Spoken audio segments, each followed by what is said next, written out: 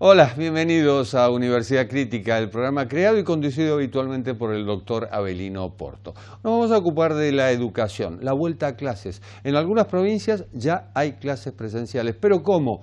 Modo burbuja. ¿De qué se trata? Eso lo va a explicar en instantes el ministro de Educación, Nicolás Trota. Y también vamos a hablar de la situación económica. ¿Cómo hace un empresario para sobrellevar esta cuarentena, esta pandemia? Y la política, claro. No podía faltar. Bueno, son los tres temas que tocaremos luego de estos títulos.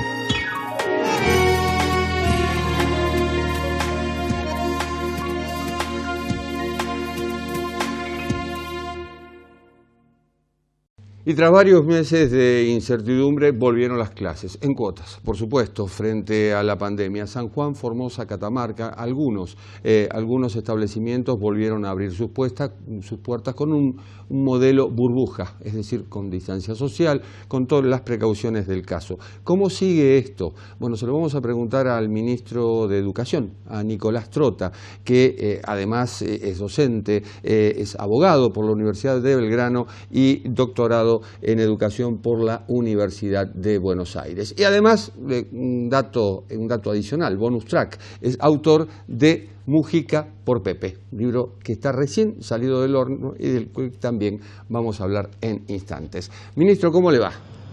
¿Cómo estás, Jorge? Muy buenos días. Encantado de saludarlo. De a poquito van volviendo a las clases, pero con muchas precauciones. Con mucha precaución. La verdad que nuestra definición es priorizar el cuidado de la salud en el marco de una pandemia, de esta situación extraordinaria que estamos transitando. Realizar un enorme esfuerzo toda nuestra comunidad educativa para generar esa continuidad de los aprendizajes en una Argentina profundamente desigual, que sabemos que el impacto educativo es profundo, como también sabemos que el impacto subjetivo en nuestros niños, niñas y adolescentes es complejo. Por eso también nuestra voluntad de promover el regreso en aquellos lugares donde la realidad epidemiológica lo haga posible. Hemos transitado meses intensos aprobando protocolos, preparando escuelas, generando consensos, y eso nos permitió en San Juan, Formosa, en Catamarca un regreso progresivo. No todos los chicos, son primeros pasos que también nos sirven de experiencia para confirmar que es posible con los protocolos, distanciamiento físico, medidas de seguridad, higiene y desinfección, garantizar un regreso seguro que nos posibilite mejorar el vínculo, por supuesto, entre el docente y los estudiantes y proyectar el enorme desafío de la reorganización educativa que tenemos que transitar los próximos años. Está claro cuándo terminan las clases, entre el 11 y el 22 de diciembre, según las provincias, pero no está claro la modalidad que van a aplicar. Hay algunos casos como Chubut, donde además hay problemas con el sindicato docente, donde dicen que no se va a repetir el curso, es decir, no va a haber repitencia, como se llama. Hay otros en los cuales, respetan lo que dice el Consejo Federal de Educación. ¿En qué quedamos? No, nosotros en este año excepcional, pero además porque es la mirada que nosotros tenemos como gestión educativa, ¿no? Para nosotros es necesario federalizar la agenda educativa, se vincula a inversión educativa, pero también a la construcción de consensos y caminos comunes. Cada decisión que nosotros hemos tomado en este 8 meses de gestión han implicado, en la mayoría de los casos, unanimidad del Consejo Federal de Educación. Y ese paso también lo queremos dar vinculado a lo que va a ser la promoción de este ciclo lectivo excepcional y también el proceso de reorganización. La semana próxima vamos a tener una reunión de trabajo donde queremos aprobar 3 resoluciones que recogen esos consensos. Somos claros en algo, en este año excepcional no va a haber una promoción automática, porque los chicos tenemos que ser conscientes que no han aprendido lo mismo en el hogar, en la escuela. Vamos a tener aulas más heterogéneas. ¿Y eso qué implica? Que vamos a promocionar solo los aprendizajes que los chicos hayan podido obtener en cada una de las provincias, porque también el regreso va a ser en distintos momentos y eso afecta también los aprendizajes.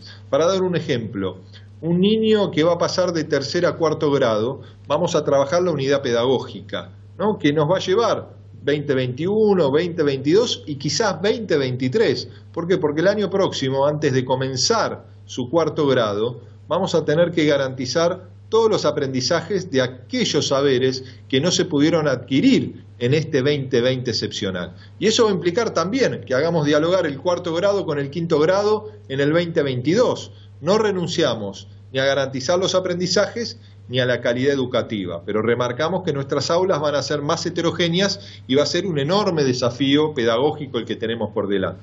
¿El modelo burbuja significa que los chicos van una semana sí y una semana no, además de la distancia social, el barbijo y demás precauciones? Sí, ahí sí tenemos, más allá de las pautas generales, modelos pedagógicos según la realidad de cada provincia. En el caso de San Juan, ¿no?, que regresaron último grado del primario y del secundario, como también en Catamarca, ¿no?, organizamos bloques semanales. Una semana en la escuela, una semana en el hogar. Y en esa semana en el hogar, con los recursos, actividades que envía la escuela para que los chicos sigan aprendiendo. En el caso de Formosa, acordamos otro modelo. 2 días van un grupo, a los 2 días siguientes va otro grupo y los días viernes son jornadas de trabajo docente. Bueno, estamos también transitando modelos, ¿no?, acordados en el marco del Consejo Federal de Educación para respetar también la tradición y la idiosincrasia de cada una de las provincias. La pregunta también es cómo se arreglan los padres. Bueno, esa es la complejidad que tenemos en una situación que nos impone la pandemia. Esta escuela es una escuela de transición, no es la escuela que queremos. Es la escuela que tenemos que tener para proteger la salud y mejorar todos los aprendizajes con una vuelta segura. ¿Qué estamos planteando en ese sentido? Y están en estos protocolos y en estas resoluciones que estamos discutiendo en el marco del Consejo Federal. Por un lado, ¿no?, la reorganización que implique, ¿no?, que niños y niñas, hermanos, ¿no?, compartan los días que van a la escuela, por más que sean de otras escuelas. Esto implica favorecer la organización familiar, ¿no? Y sigue estando vigente y lo va a estar hasta el regreso normal a la escuela, que un adulto del hogar se pueda, ¿no?, tomar, la norma dice, ¿no?, ausencia justificada de su puesto de trabajo para poder no solo ejercer las tareas de cuidado, sino también las tareas tan trascendentes de acompañamiento pedagógico y educativo para aquellos días que los chicos, sus hijos o hijas, no puedan ir a la escuela. ¿Cómo se manejan los recreos, los baños, es decir, todo aquel sitio o lugar, o mejor dicho, momento en el cual los chicos intercambian contactos físicos, que es normal? Bueno, dentro del aula hay que sostener 1,5 metros dentro del aula. Cuando la dimensión del aula lo permite, es ahí donde aparece el concepto de burbuja. Son agrupamientos de 3, 4, 5 chicos que mantienen 1,5 metros entre ellos, pero mantienen mucha más distancia y no contacto con el resto de los compañeros. Esto se vincula a qué tenemos que aislar en caso de un caso positivo, ¿no? Si el aula puede ser burbuja, solo tenemos que aislar la burbuja. Si el aula por su dimensión no tiene esta posibilidad, hay que aislar todo el aula, ¿no? Y se cierra la escuela por 24 horas para un proceso de desinfección general. ¿Cómo tienen que ser los recreos? De manera escalonada. Digo, no podemos tener nuevamente esos recreos que eran espacio de encuentro de toda la escuela. Sale un grado, que también hay que sostener 2 metros de distanciamiento social en los recreos, vuelve el grado al aula y recién ahí puede salir el grado subsiguiente. Lo mismo ocurre en todo el resto de los espacios comunes. La manera de garantizar disminuir la posibilidad de contagio son con estas medidas de higiene, seguridad y distanciamiento físico, como también tenemos que vivirlo al momento del ingreso a la escuela y también al momento del egreso. ¿Cambian los horarios?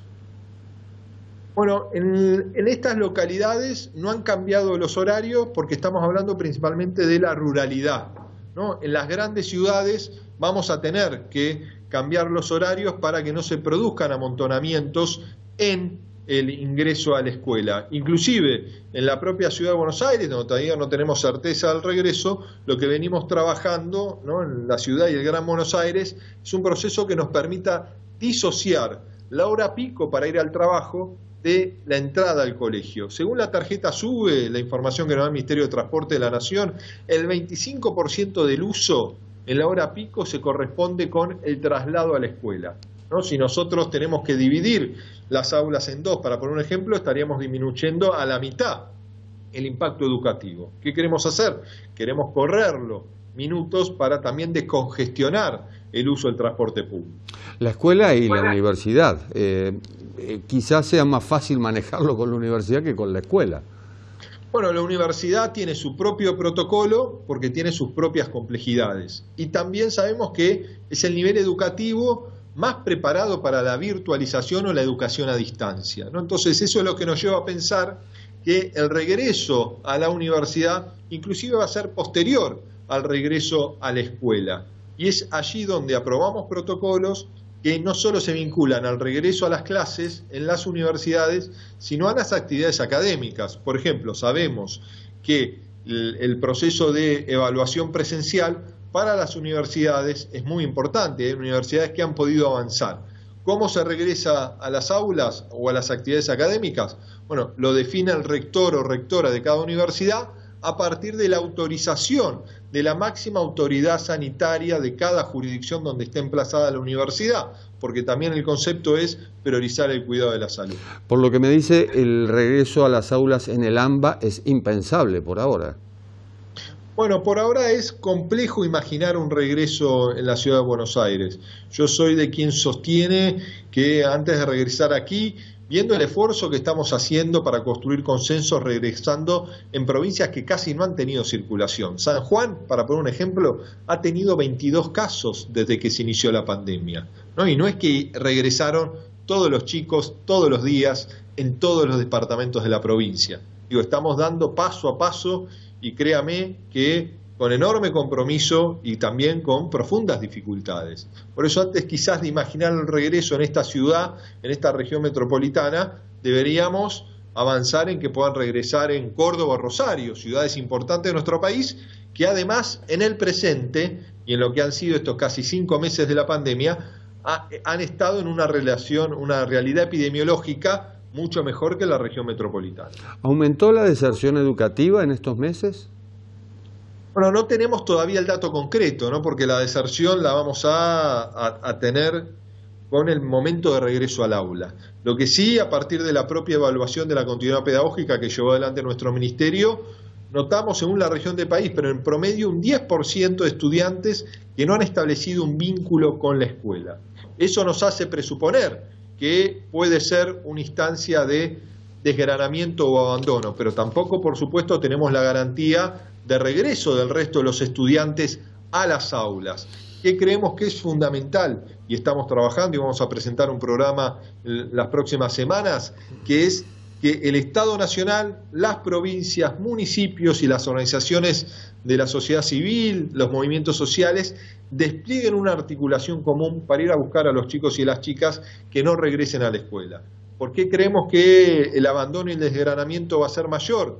Principalmente por lo que es la profundización de la crisis económica que genera la pandemia en una Argentina que venía golpeada ya en los últimos años, y al mismo tiempo porque la ruptura de la rutina de ir a la escuela genera un desgranamiento. En Argentina y en el mundo, cada receso de verano impacta en el regreso de los chicos, principalmente en la secundaria.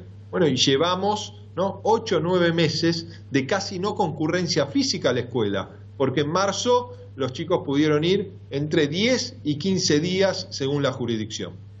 En algunos casos en el mundo, caso Alemania, caso Inglaterra y siguen España también, se dio un paso adelante y debieron dar 2 pasos atrás con respecto a la vuelta a clases. Bueno, nosotros analizamos la realidad de cada país, ¿no? En algunos casos el retroceso no se vinculó a la realidad escolar, ¿no? Más allá que por supuesto tuvo mucha presencia, pero como ocurrió en Israel. Digo, en Israel se cometieron desde nuestra mirada, ¿no? Y lo dicen los especialistas, algunas equivocaciones en cuanto a la apertura muy rápida, no solo de las escuelas, que además de un proceso mucho más restrictivo, pasaron a un regreso casi total de los chicos y las chicas, sino que simultáneamente se abrieron, por ejemplo, las grandes tiendas, los shoppings. Y eso produjo, inclusive después del retroceso al momento de regresar a las aulas, un pico exponencial de crecimiento del nivel de contagio.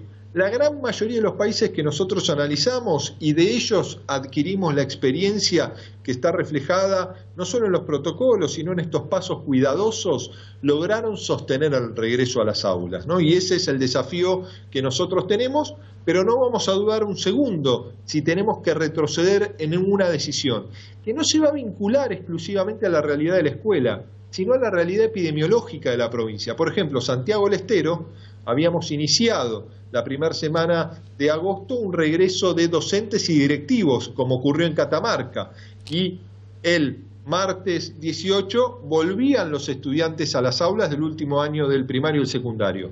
Pero tomamos con el gobernador Zamora la decisión de retroceder porque empezó a haber un nivel de circulación en la provincia que nos preocupó. No fue la escuela, fue la realidad epidemiológica, pero por supuesto la realidad epidemiológica afecta las decisiones también en el campo educativo. También la brecha digital, cómo paliar esa brecha digital, cómo paliar esa desigualdad. Hay casas en las cuales hay una sola computadora para 6 personas, por ejemplo. Bueno, esa es la realidad de nuestro país y es lo que más nos preocupa, ¿no? La desigualdad que se profundiza por la pandemia, la desigualdad que golpea particularmente a nuestros niños, niñas y adolescentes, y la desigualdad que se expresa, ¿no?, en el acceso a la tecnología, en el acceso a la conectividad, pero también al hardware, a las herramientas tecnológicas, ¿no? Hogares que tienen un celular para toda la familia, con datos que se agotan, ¿no? Y al mismo tiempo la desigualdad de la trayectoria educativa de los adultos del hogar para acompañar a los más pequeños. Y es ahí donde también la instancia de evaluación de continuidad pedagógica confirma que lo que más condiciona es la trayectoria educativa de la mamá, porque en 9 de cada 10 hogares quienes asumen el desafío de la continuidad educativa son las madres, ¿no? Que eso también habla de una sociedad que todavía asocia las tareas de cuidado, que están tan asociadas a lo que es la continuidad educativa en las mujeres. Ahí nuestra escuela también tiene mucho que trabajar en la paridad de las responsabilidades en el hogar entre varones y mujeres. Y nosotros queremos poner el foco, ¿no?, en la ruptura de la desigualdad y por supuesto en la conectividad, ¿no? Por un lado, transitando nuevamente un programa como Conectar Igualdad, que creemos que un grave error, una equivocación muy profunda discontinuarlo en los últimos 4 años, y al mismo tiempo garantizar la gratuidad de la navegabilidad educativa. ¿Qué hemos logrado hasta el momento?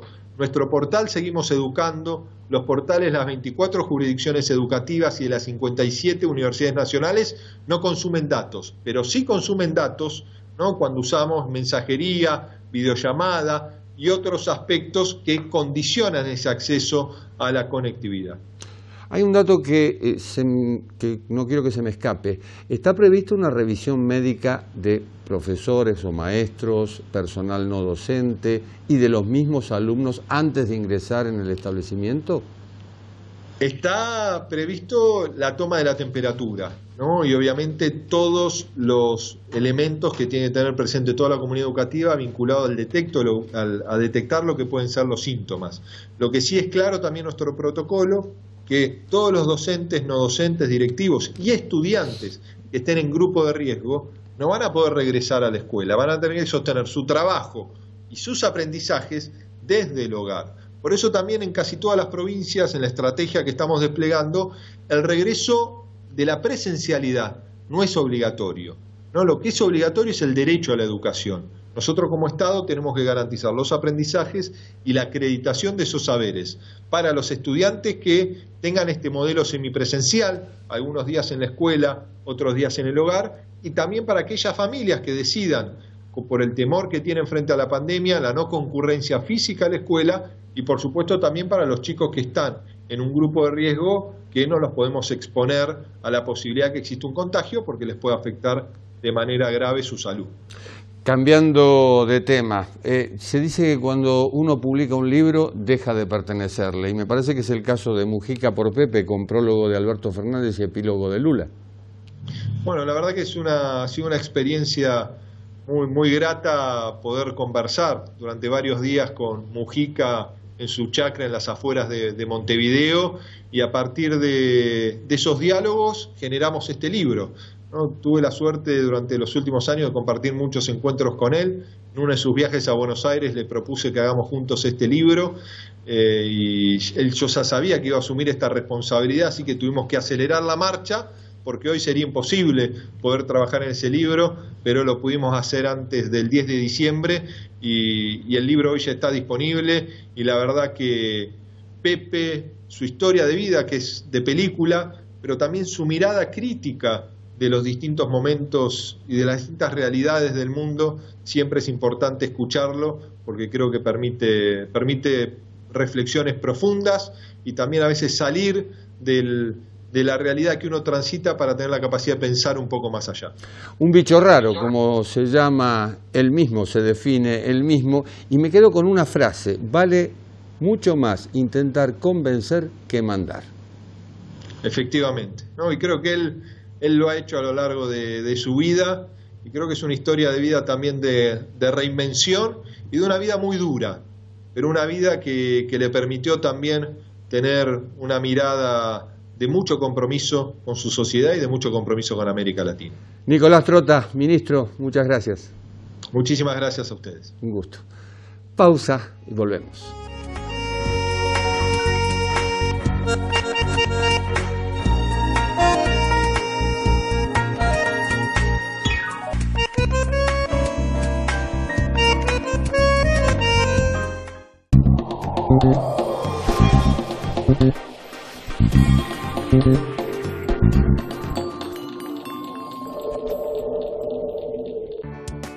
Elegí tus estudios de posgrado y cursa online. Ofrecemos 13 posgrados en Economía, Derecho, Humanidades y Lenguas Extranjeras. Universidad de Belgrano. www.uv.edu.ar.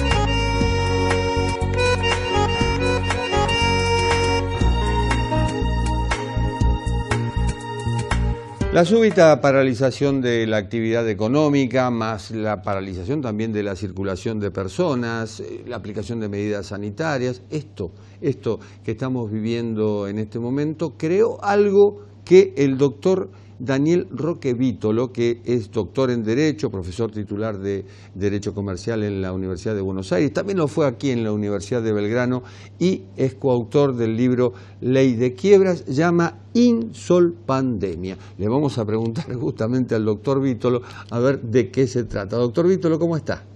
¿Qué tal, Jorge? ¿Cómo está usted? Bueno, la pregunta está hecha. ¿Qué es insolpandemia, como la llama usted?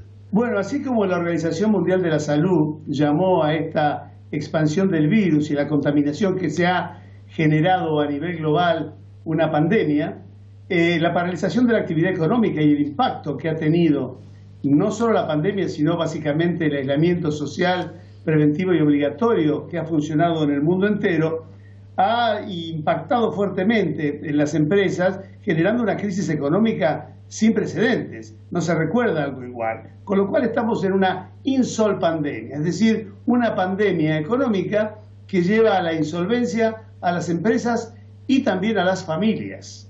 Por eso hablamos de insolpandemia. Insolpandemia, insolvencia económica a raíz de la pandemia. Ahí queda claro el concepto.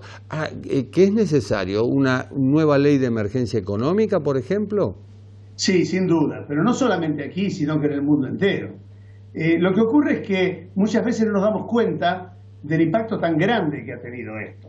Si nosotros dijéramos hoy que las principales organizaciones del mundo están pensando que cuando esta pandemia termine, si es que es controlada en un tiempo razonable, habrán desaparecido más de 230 millones de empresas en el mundo, que más de 1.250 millones de personas habrán perdido su trabajo y que habrá una nueva moda en materia de producción y de intercambio de bienes y servicios en el mercado por el cierre de las fronteras, por los protocolos sanitarios, por las medidas de distanciamiento que tendrán que regir aún también en la producción, veremos que vamos a un mundo diferente, donde ya no es un mundo como el que conocíamos antes de la pandemia, y esto va a generar y está generando un impacto muy fuerte. La Unión Europea solamente ha destinado 600.000 millones de dólares de ayuda que van prácticamente a fondo perdido. Los Estados Unidos están hablando de afectar cerca del 15% del Producto Bruto Interno a la recuperación de la fuerza económica y productiva del país. Fíjense de lo que estamos hablando. La diferencia está en que Estados Unidos es la mayor potencia mundial, la Unión Europea son 27 países que después de varias negociaciones decidieron apoyar sobre todo a los del sur, en especial a España, Italia. Argentina está en un concierto de naciones que no tiene, digamos, ese respaldo. Claro, claramente no lo tenemos y es por eso que hay que innovar. Nosotros necesitamos para salir de esto un plan de recuperación como el que tenía Europa después de la Segunda Guerra Mundial. En el año 1948 no tenía ninguna posibilidad de recuperarse, pero se diseñó un plan Marshall que permitió que Europa se recuperara y que terminó con la Unión Europea y con ese desarrollo fantástico y ese progreso increíble, y aún la recuperación de Alemania, un país que había sido arrasado a partir de la guerra como tantas otras naciones importantes europeas. Pero nosotros no tenemos posibilidad de recurrir a fondos frescos del exterior porque estamos en un default virtual. Lo que se ha hecho con la renegociación de la deuda es simplemente postergar vencimientos con un sistema de quitas por la baja de intereses, pero mandando el problema a dentro de 28 años. Y en el ahorro interno no lo tenemos, con lo cual hay que ser imaginativo y hay que buscar mecanismos de salida. ¿Por qué? Porque en la situación en la cual estamos, tratar de resolver el pasado o las deudas existentes no es posible, porque no hay manera de volver a ponerse de pie si lo único que hacemos es tratar de asistir a las personas para pagar deudas. Si yo le digo a una persona que tiene una fábrica o un negocio que lo tiene cerrado hace 150 días, que está prácticamente en una situación de quiebra o de cesación de pagos, que le voy a dar un crédito blando para que pague la luz que debe, el gas que debe y los alquileres que debe, esto no es solución, porque no puede volver a abrir. Yo tengo que encapsular esta deuda pasada, darle un reperfilamiento de largo plazo y utilizar los pocos fondos que se puedan conseguir a través de las pocas reservas que quedan y también de las cuasimonedas que se puedan generar por medio de emisión de bonos para que la gente se vuelva a poner en funcionamiento, para que haga las inversiones necesarias para volver a producir en lo que se ha dado en llamar la nueva normalidad, que es una normalidad diferente, con protocolos de funcionamiento que incrementan sustancialmente los costos de producción. Y esto también va a generar un impacto fuerte y en eso hay que concentrarse. Yo le voy a dar números. 650.000 unidades productivas tiene la República Argentina, de las cuales más del 90% son pequeñas y medianas empresas. Estas generan el 70% del empleo, el 80% de los bienes producidos y el 45% de ingreso en el Producto Bruto del país. Estas empresas, 150.000, no van a abrir nunca más. Quedaron destruidas por la pandemia, quedaron destruidas por el aislamiento de 150 días sin ninguna alternativa a poder recaudar y funcionar. De las que quedan, no menos de 200.000 ya están en cesación de pagos y van a tener que ir a tratar de recomponer por algún sistema sus pasivos para volver a funcionar. Tenemos una pérdida, acaba de decir el observatorio de la UCA, en la pandemia de 1 millón de puestos de trabajo en un momento donde está prohibido despedir. Imaginémonos la fuerza arrolladora de esta crisis económica. Entonces, esto no permite mirar hacia el pasado. Acá necesitamos una bisagra y esto es lo que milagrosamente o increíblemente no hay de las autoridades una propuesta siquiera. Lo único que hay es sistema de supervivencia, hibernar, congelar.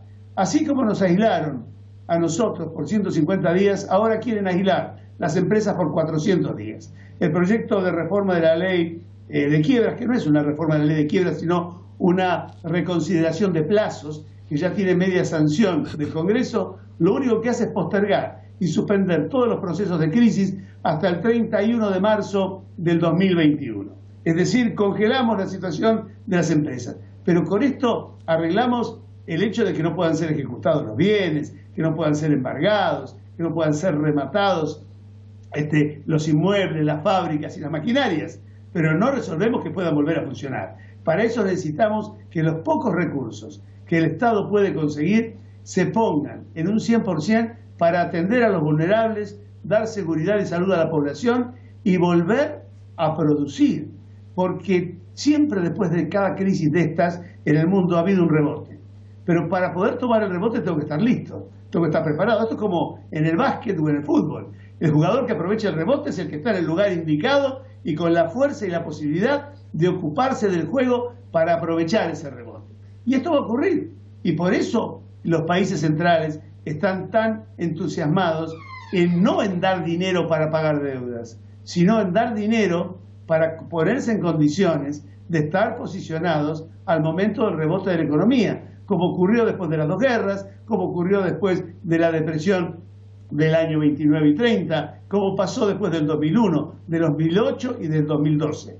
Y yo creo que esto es lo que falta y no se ve que haya, y esto no es una crítica al gobierno, porque si vemos la oposición, o vemos los economistas, o vemos algunos medios de comunicación, nadie viene con un plan diciendo cómo salimos de esto. Hay críticas, hay debates, hay, discursos, pero cómo se sale de esto no. Y por eso yo digo, señores, pensemos en cosas que funcionaron. ¿Por qué no vamos a un plan Marshall de argentinos para Argentina?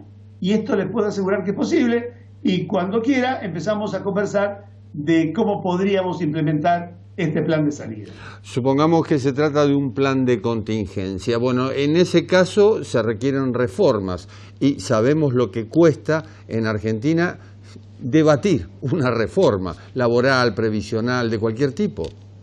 Bueno, por eso estamos como estamos. Si usted piensa que nosotros estamos hoy en el año 2020 con un ingreso per cápita similar al que teníamos en el año 1974, hemos perdido medio siglo. Si nosotros pensamos que en el año 1974 el índice de pobreza era del 5% y hoy estamos arriba del 45%, y esto es porque hemos fracasado. Peor, hemos cometido errores de los que no queremos salir, porque del fracaso normalmente se aprende, del error no.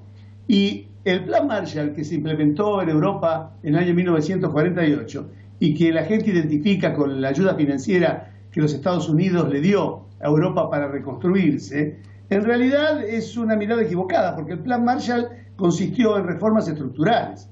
Los 12.000 millones de dólares originales, que después llegaron a ser 13.300, y que si lo tomamos la inflación a precio de hoy serían algo de 80.000 o 90.000 millones de dólares, fueron nada más que el financiamiento para poner las reformas en pie, pero se levantaron las barreras interestatales, se reformaron las leyes laborales, se estableció la libre asociación sindical, se fomentaron los nuevos modelos de negocios, se flexibilizó la constitución y la operatividad de las empresas, se relajó y se hizo un derecho laboral más empático, que no olvidaba la protección del trabajador, pero que daba la flexibilidad para generar el empleo. Y esto fue lo que transformó a Europa, porque después de la Primera Guerra Mundial, la idea de las potencias vencedoras era que Alemania tenía que pagar la deuda, que tenía que pagar el pasado el daño que había hecho. Y así se implementó un plan que se llamó el Plan Dawes, que fracasó porque Alemania, por supuesto, no pudo pagar. Y entonces se reemplazó por un segundo plan, que habrá sido una negociación similar a la que hemos tenido nosotros con los bonistas, donde miles de millones de dólares de esa deuda de Alemania se consolidaron en 777 millones de dólares en un nuevo plan y bonos que se llamaron el Plan Young, que por supuesto Alemania tampoco pagó. Después vino la Segunda Guerra Mundial y eso quedó perdido y olvidado. Por eso cuando vino la Segunda Guerra Mundial y se generó el desastre europeo, los aliados dijeron, bueno, vamos a cambiar, lo otro no funcionó. Y entonces decidieron que en vez de recurrir a los antecedentes de Dawes y de Young, hacer este plan Marshall, que fue una genialidad. No me preocupa la deuda del pasado, me preocupa poder recuperar esto para el futuro, porque también Estados Unidos necesitaba de los productos europeos y de la actividad europea, y también de un posicionamiento estratégico por cómo quedaban alineadas las potencias a nivel global. Y entonces invirtieron en el futuro. Y así terminó Europa, con un ingreso per cápita que era 10 veces superior al que tenían cuando había terminado la guerra, cuando nosotros estamos en un ingreso per cápita igual que el de hace 150 años. Así que, ahora, ¿alguien tiene el liderazgo político para hacerlo? No, porque tampoco lo tenían los europeos en aquel momento. Nadie tenía ese liderazgo. Pero ¿qué era? La necesidad, el estado de necesidad de querer salir.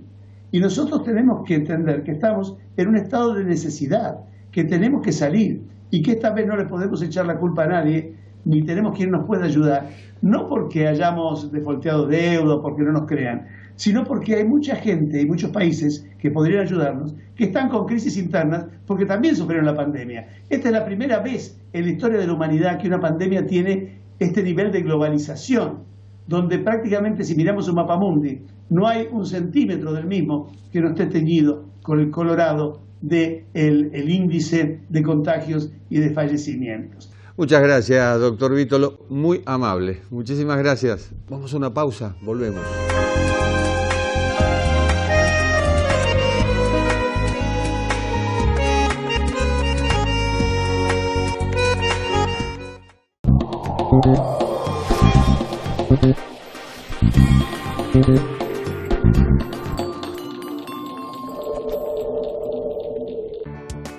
Elegí tus estudios de posgrado y cursa online. Ofrecemos 13 posgrados en Economía, Derecho, Humanidades y Lenguas Extranjeras. Universidad de Belgrano. www.uv.edu.ar.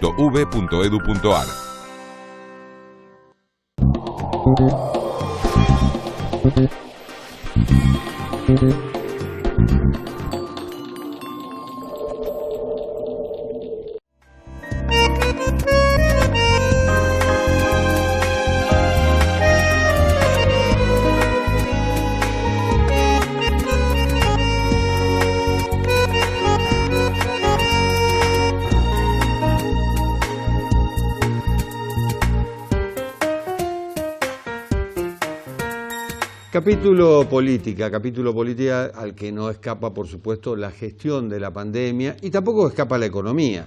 Pero el año que viene hay elecciones en Argentina y dentro de todo, más allá del triunvirato que se ha formado, que parece que tiene una armonía fenomenal, que a veces se quiebra por alguna declaración por ahí, bueno, dentro de todo ya hay quienes están pensando en las elecciones del año próximo y por supuesto hay siempre algún chisporroteo político entre un partido o el otro, porque no son solamente dos partidos, sí hay dos polos opuestos en Argentina. Le vamos a preguntar a Margarita Stolbizer, que fue diputada nacional, que es presidenta de Generación para un Encuentro Nacional, el GEN, a ver cómo ve esta situación. Hola Margarita. ¿Qué tal? Buenas noches, ¿qué tal? ¿Cómo ves lo que está ocurriendo en Argentina dentro de la política, digamos, que es tu área de influencia?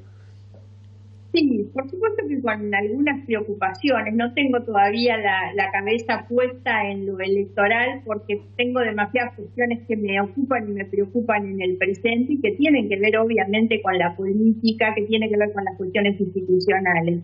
En lo estrictamente político, mi preocupación tiene que ver con la profundización, que es lo que estoy viendo, de la grieta, de la polarización, ¿no? Al comienzo de la pandemia parecía que todo eso podía ir como licuándose, y de hecho las reuniones que venimos viendo que comparten el gobierno de la ciudad con el gobernador y el presidente pueden dar esa imagen como de tranquilidad de una Argentina distinta, pero por abajo sabemos perfectamente que no es así.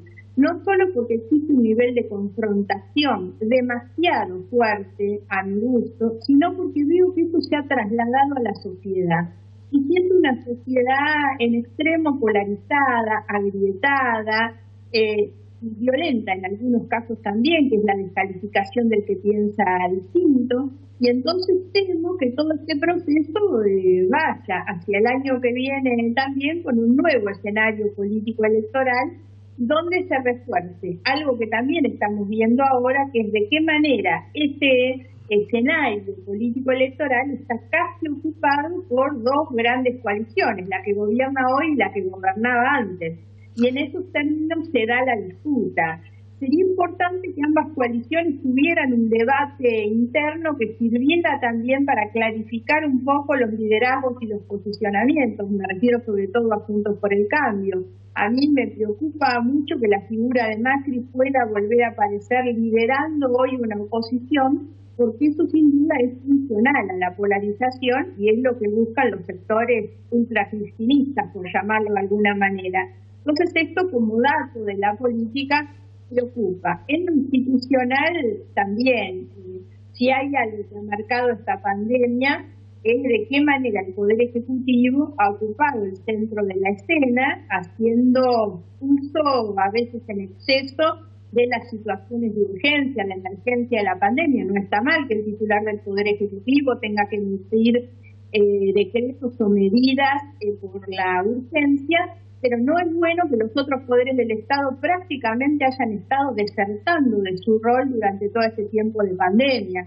Un poder judicial que ha estado de feria, casi de vacaciones durante tanto tiempo, y un parlamento mucho tiempo parado y funcionando muy a medias también. Estas son cuestiones que desde el punto de vista institucional dejan también muchas dudas sobre la lectura de la política que se está haciendo, ¿no?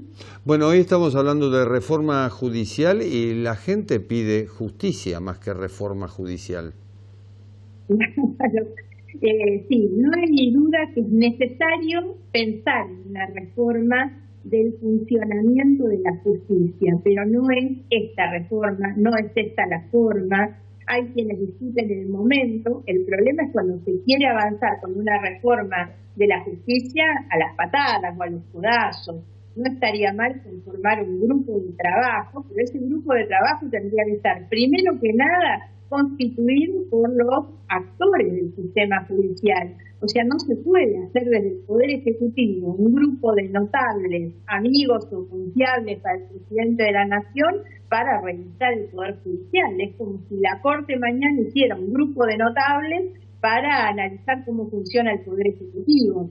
Esto creo que es un acto de intromisión que contradice en gran medida lo que el propio presidente dijo, que es vamos a terminar con la intromisión del poder político sobre el poder judicial, ¿no?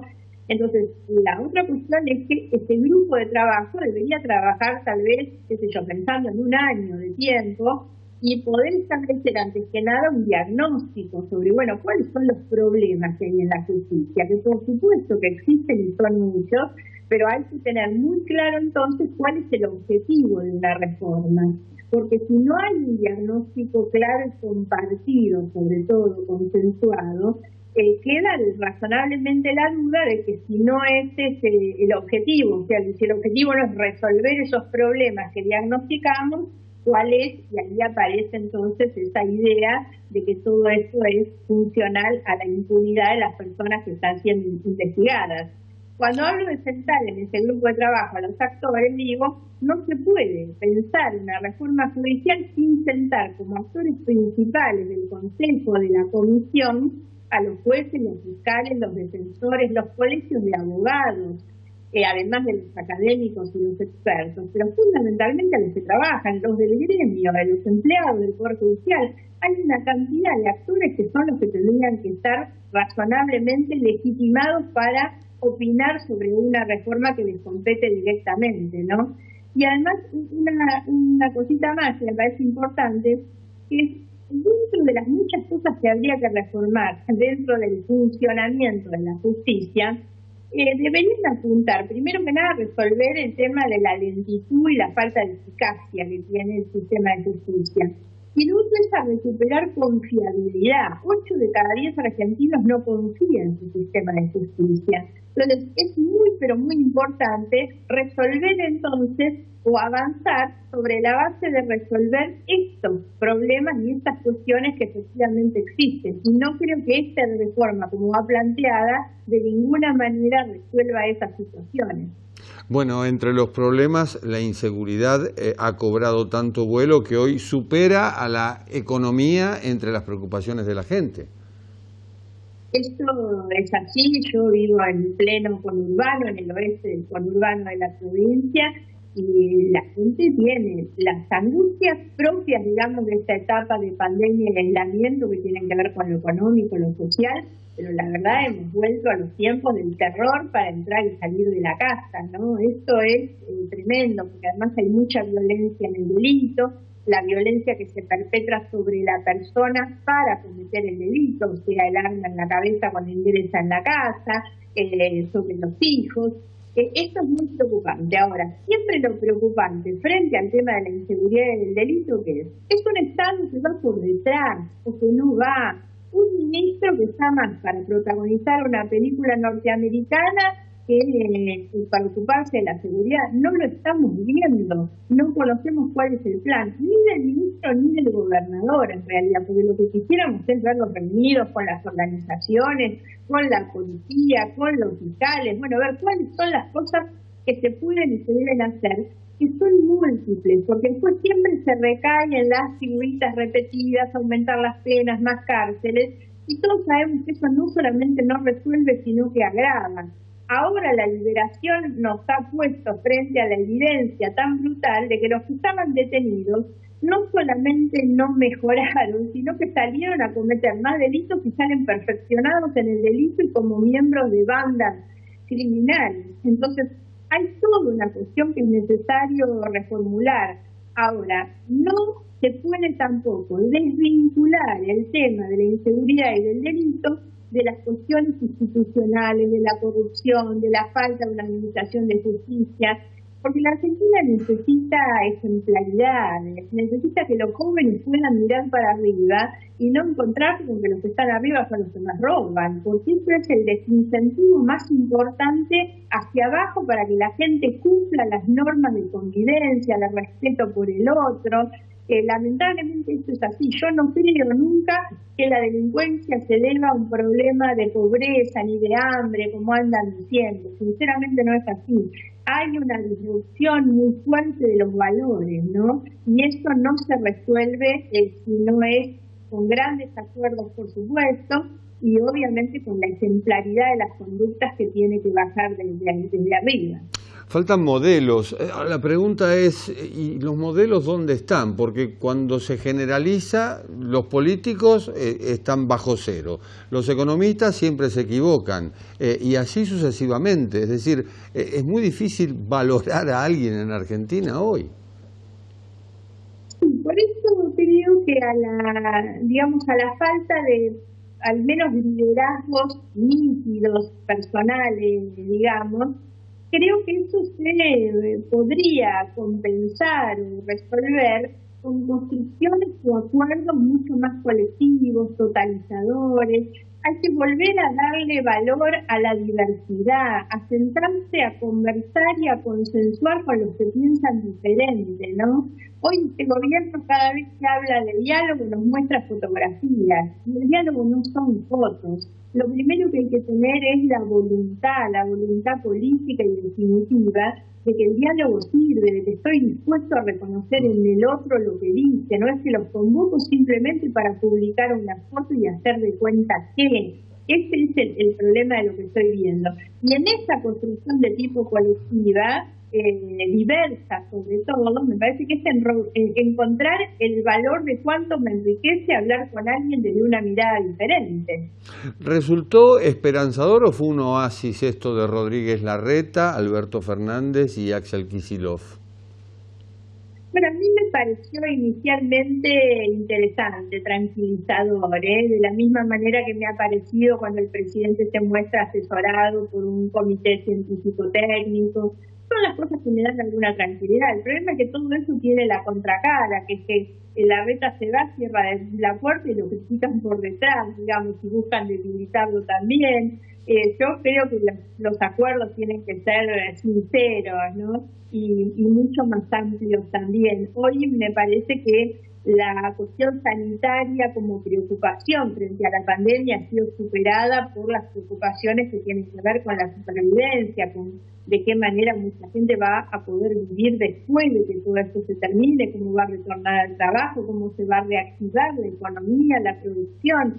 Y esos son los grandes acuerdos que me parece que ameritan un consenso realmente con mucha amplitud en lo político. Bueno, hay una de las cosas que nosotros planteamos de hace muchísimos años, el presidente lo ha prometido pero nunca se concreta, es la creación de ese Consejo Económico Social, ¿no? Pensar siempre en que es necesario un ámbito institucional y permanente para el diálogo y la construcción de los consensos. No es simplemente que, bueno, frente a una urgencia te llamo para que te sientes a conversar y saco la foto. No, la voluntad se manifiesta si es un ámbito que además piense la Argentina, no solo frente a la urgencia. Si algo le falta a la Argentina es pensar en el mediano y largo plazo, una mirada, digamos, que nos permita decir, bueno, ¿a dónde queremos llegar? Yo siempre repito, la pregunta es qué sociedad le quiero dejar a mis hijos, a mis nietos, y entonces en función de eso que quiero dejar, que es donde seguramente encontramos las mayores coincidencias, porque todos queremos para nuestros seres queridos lo mejor, bueno, ¿cuáles son los caminos que hay que emprender? Ese camino para llegar a ser lo que queremos ser es algo que hay que empezar desde ahora y en las pequeñas cosas, en las pequeñas acciones.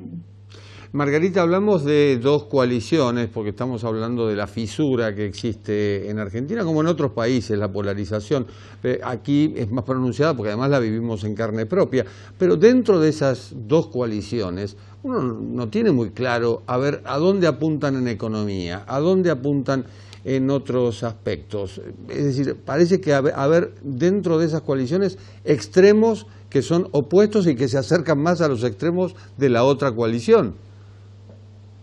La verdad es que esa es una lectura sumamente correcta, que no solemos escuchar mucho, pero esto es así. A veces no se encuentran tan claras las diferencias entre uno y otro, ¿no? Por eso yo siempre digo que las cosas que estaban mal cuando las hacía Cristina, si vino Macri y las hizo igual, estaban exactamente igual de mal, ¿no? Y me llama mucho la atención cuando uno los escucha pasarse facturas y acusarse de cosas que alternativamente fueron haciendo los unos y los otros, ¿no? Lamentablemente en la Argentina se ha perdido desde hace mucho el debate y la confrontación política basado en las ideas, la competencia política electoral basada en las ideas, ¿no? Y esta polarización lo que nos ha generado ya desde hace unas cuantas elecciones atrás es esa idea muy mayoritaria del voto negativo, de que no voto por alguien por las ideas que tiene y que representa. Entonces ahí está la cuestión de que, bueno, no importa lo que proponen, porque y por eso no lo proponen, porque en realidad no es eso lo que importa es que este le puede ganar al otro, puede impedir que el otro gane. Entonces la motivación por el voto no son las ideas que representa, sino su capacidad de derrotar o de que no gane el otro. Es una cosa tremenda. Yo digo muchas veces casi para una terapia de sillón, ¿no es cierto? Esta cuestión de perder un momento tan extraordinario como es el del voto, para que cada ciudadano o cada ciudadana pueda con libertad elegir positivamente lo que quiere, y se trastoca eso para terminar haciendo un voto negativo para que otro no gane, ¿no?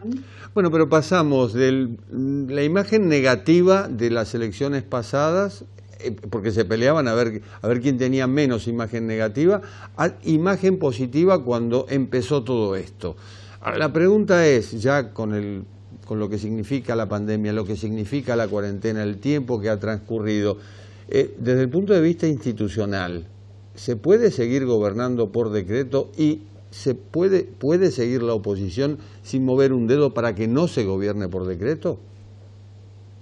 No, naturalmente, pero de todos modos sí me parece que es necesario plantear que la mayoría de los problemas que la Argentina tiene, que podemos definir hoy, digamos, que podemos describir, listar hoy de nuestros problemas, la pandemia, la cuarentena, los dejó al desnudo, los profundizó, pero no son nuevos.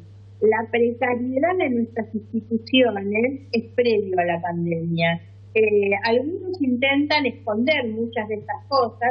Yo creo por eso que hay un uso desmedido de las razones de la emergencia, pero esto tiene que ver con la precariedad institucional, con la baja convicción, digamos, institucionalista que tienen los que gobiernan, pero que, insisto, no es patrimonio de este gobierno. Yo fui muy crítica del gobierno de Cristina Fernández, no solo de la cantidad de los decretos de necesidad de urgencia en esa época, sino me acuerdo uno que en un momento había hecho una transferencia de tantos miles de millones de dólares que en uno solo prácticamente se habían cometido una cantidad de tropelías. Y eso cuando llegó Macri, en un DNU, que no solamente critiqué, sino que judicialicé, modificó más de 200 normas. Entonces ahí digo, llegan con muy poca convicción democrática, ¿no? Ayer leía un artículo muy interesante de Cristian Folgar donde decía, hay que terminar también estas ansias fundacionales que tienen los que llegan, y tal vez el mejor aporte que puede hacer alguien que se va de un gobierno es dejarle al que sigue, en términos institucionales, algo mejor a lo que recibió. En cambio, acá lo que vemos es que cada nuevo gobierno como que nos sigue hundiendo un poquito más, ¿no? Y la pandemia hizo eso, pero insisto, no es que estábamos antes en el mejor de los mundos y empezaron con los decretazos por la pandemia. La pandemia tal vez les vino bien para justificarlo, para encontrar un pretexto, digamos, de esa situación. Pero creo que lamentablemente hay una baja condición, y hoy lo de la reforma tiene que ver bastante con eso. Una buena condición de cómo funcionan las instituciones democráticas y republicanas no se podría justificar una reforma como la que se ejecuta. Qué lejos está lo ideal de lo real. Margarita Stolbizer, muchas gracias. Gracias, muchas gracias a ustedes. Buenas noches. Y ha sido todo por hoy. Nos reencontramos en la próxima aquí, en Universidad Crítica, el programa creado y conducido habitualmente por el doctor Avelino Porto. Chao.